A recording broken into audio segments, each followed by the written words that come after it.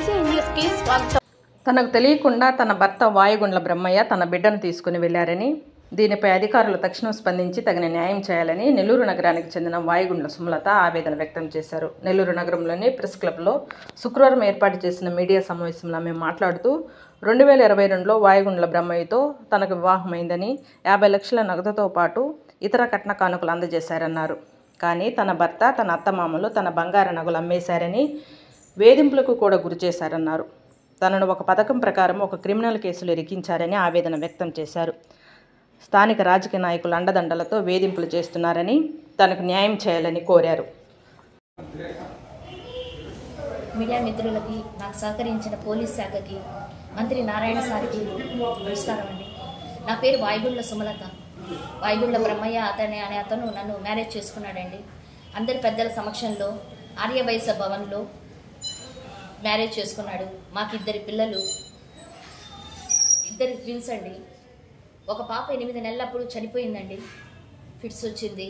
తన నిర్లక్ష్యం మూలంగా తను చనిపోయింది.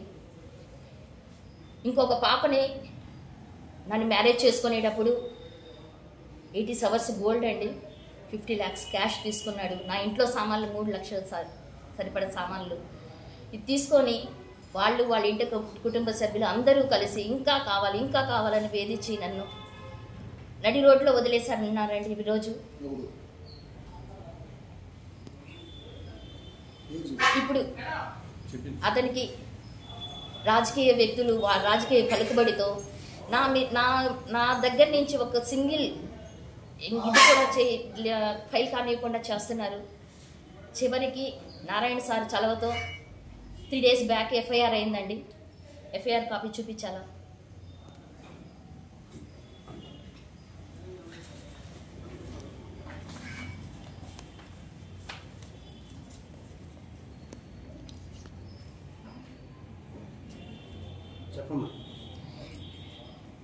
ఈరోజు నాకు 1 year, ఇప్పుడు పాపకి 1 year అండి.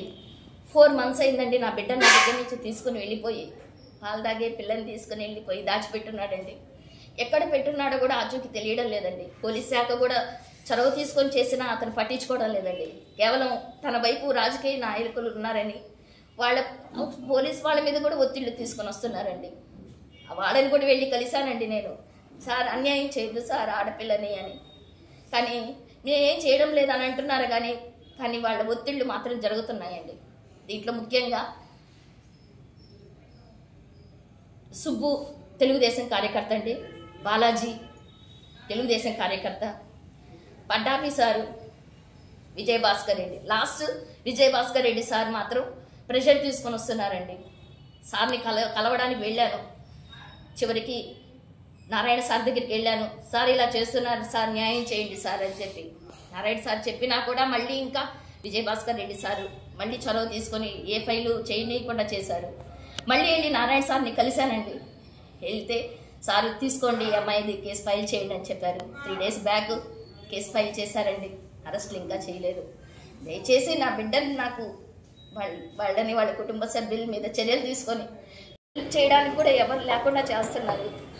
నా మీద ఏదేదో ప్రచారాలు చేస్తున్నారు.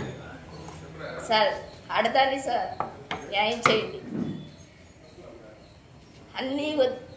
అందరినీ వదిలేసి తనని నమ్మి మ్యారేజ్ చేసుకున్నారండి. ఈరోజు నాకు ఎవ్వరూ లేరు.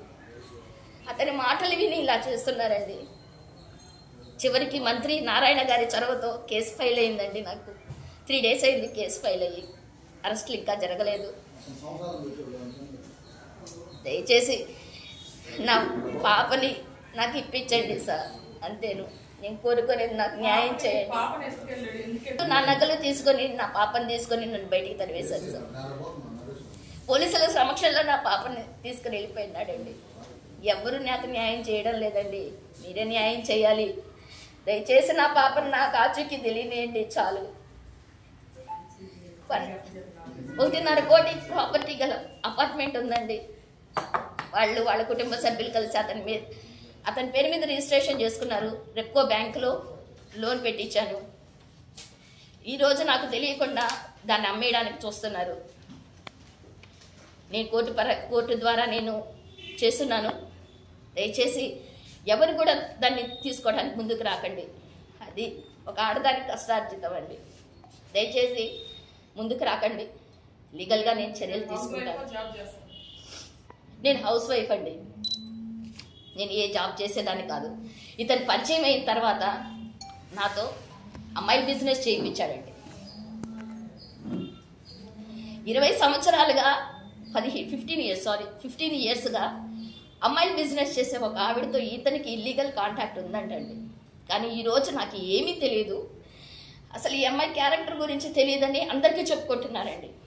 నా దగ్గర ప్రతి సాక్ష్యాలు ఉన్నాయండి.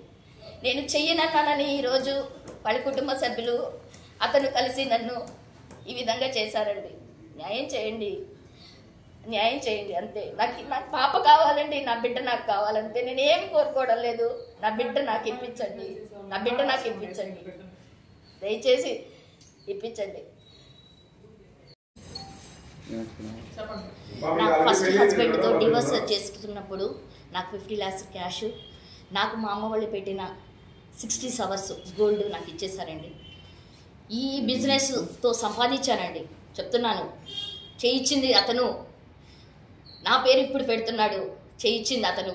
నేను ఇంట్లో నుంచి బయట కదిలేదాన్ని కాదండి. కావాలంటే ఆ ఇంట్లో వాళ్ళని ఎంక్వైరీ చేసుకోండి. శ్రీరాములు పార్వతమ్మాయి వాళ్ళ హౌస్ అండి, సిటీకొట్టు road, Romeo cafe opposite street అండి. ఇచ్చడం సార్. దాన్ని మీరు కూడా చేస్తారా?